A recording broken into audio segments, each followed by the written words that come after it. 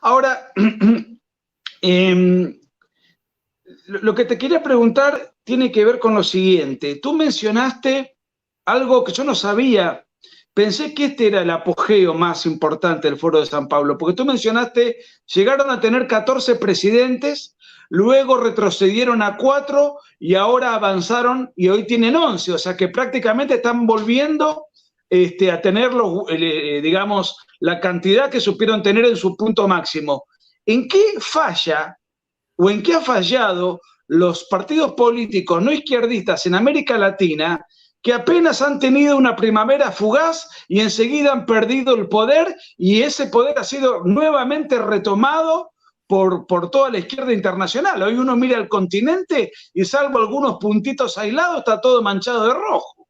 ¿En qué falla la oposición que no puede dar batalla ante proyectos políticos que han fracasado en el siglo XX y en el siglo XXI? O sea, la experiencia, digamos, está de nuestro lado.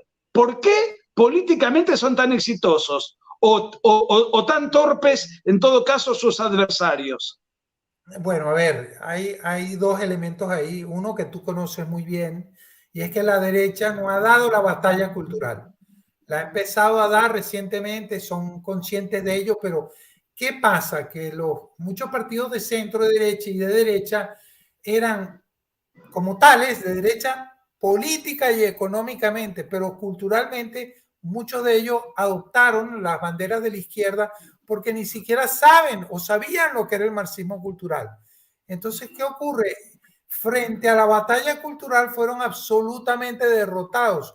No importa cuán exitosos fueran en la economía, como en Chile, que es un milagro chileno. No, eso no importaba. Había que dar la batalla cultural y no la dieron. Eso No por la un digo. lado.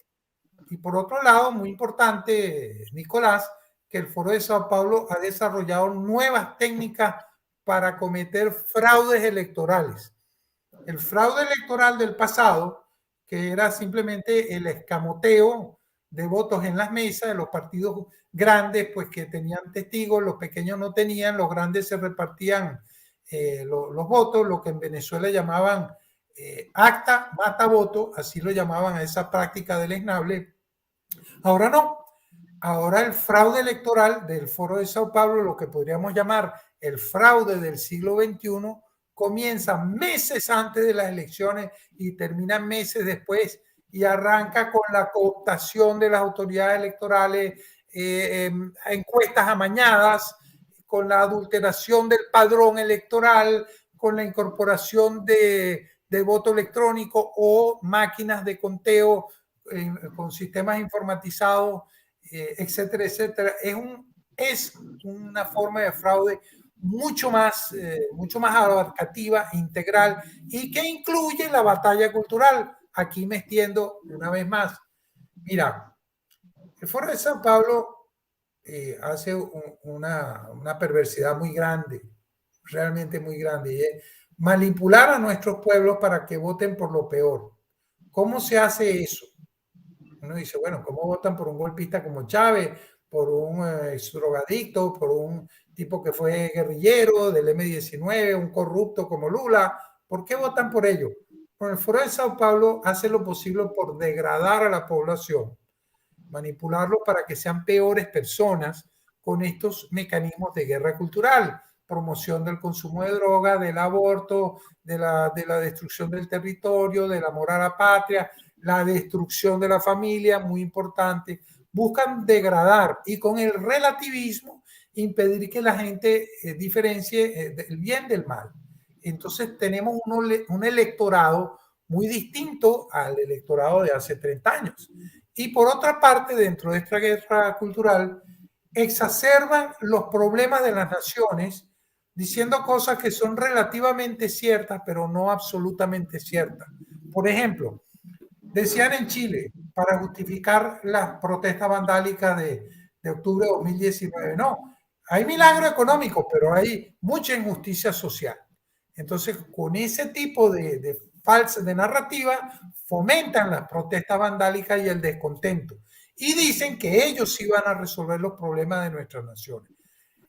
Ellos hacen que la gente pierda el sentido de la construcción gradual.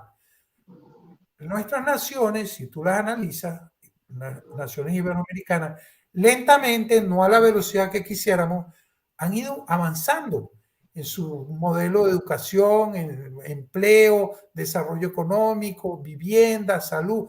Ha sido un crecimiento cada vez mayor, cada vez mayor.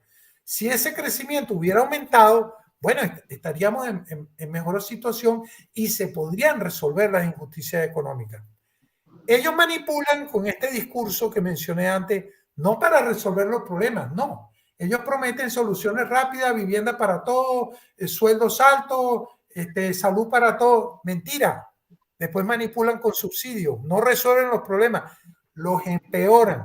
Pero esto es parte de la guerra cultural. Y de esa manera, la gente no vota por ellos, sino vota en contra de los partidos tradicionales y vota por una falsa promesa que ellos hacen. Al final no las cumplen y tenemos el caso, y ahora sí termino con esta larga intervención, el caso de Venezuela, Nicolás. Mira, no hay ejemplo más claro que el de Venezuela, un país considerado rico que ahora es bueno, una catástrofe humanitaria sin precedentes en la región. A mí lo que me sorprende mucho es el caso colombiano, porque Colombia, que siempre fue un poco un foco de resistencia, sobre todo en los tiempos de Uribe, después los sucesivos gobiernos fueron muy, muy blandos para mi gusto, pero el colombiano común conoce, porque limita con Venezuela, ve la catástrofe, ve el totalitarismo, ve la miseria y ve la tremenda inmigración masiva. Entonces dice, bueno, evidentemente en Venezuela, si está colmado y plagado de venezolanos, en todo el continente, pero en Venezuela, en Colombia particularmente, por la cercanía geográfica, no hace falta estar muy politizado para advertir el desastre que se vive en Venezuela. Sin embargo, gana el candidato más próximo a lo que representa la dictadura de Maduro. A mí me impresionó Colombia, que creo que tú has vivido ahí o que conoces bien. Me impresionó eso, ¿no? El hombre de a pie o el hombre común, por mera intuición, por recorrer las calles, por tener una mínima información, tiene que advertir que eso no funciona y termina apoyando al candidato más próximo posible a ese sistema. Ahí pasaron tres cosas, Nicolás. Primero, una campaña que como yo no había visto nunca, la más feroz, la más, digamos, financiada con todos los aspectos, persecución judicial, medios de comunicación, apoyo internacional contra la figura de Álvaro Uribe.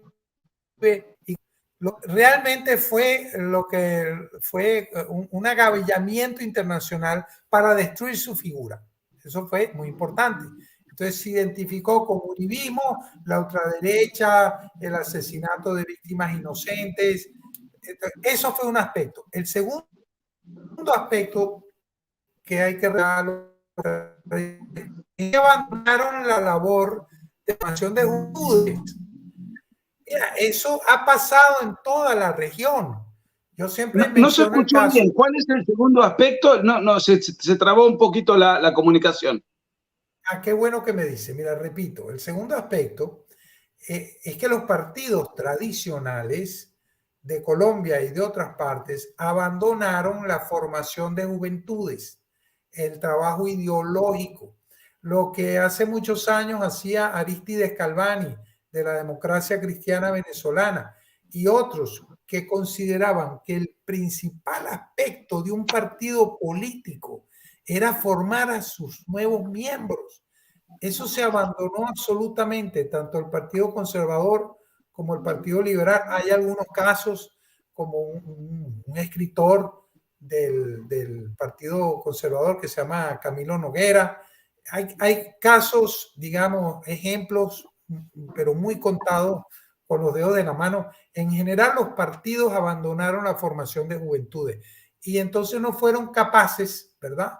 No fueron capaces de enfrentar las mentiras en las campañas de la izquierda como Petro, en el caso de Petro. Y el tercer elemento es que Petro hizo una de las más exitosas campañas de guerra cultural que se hayan hecho en la región. Realmente hizo una labor de demolición del sistema, presentándose él como solución. De paso, tenía más financiamiento que todos los demás. Déjame decirte, Nicolás, la campaña de Gustavo Petro tuvo mayor financiamiento que todas las demás campañas juntas. Los jurados de mesa del partido de Petro eran mucho más que todos los demás jurados de todos los demás partidos juntos. Y así sucesivamente. O sea, hubo un ventajismo, hubo, digamos, unas irregularidades que no fueron atajadas a tiempo. Entonces, eso explica lo que tú dices, que habiendo 2 millones de venezolanos huyendo de la dictadura de Maduro y de Chávez, ¿verdad?, hayan votado por el mismo modelo. Ahora están pagando las consecuencias. A los pocos meses ya la gente está viendo el peligro que significa Petro para Colombia.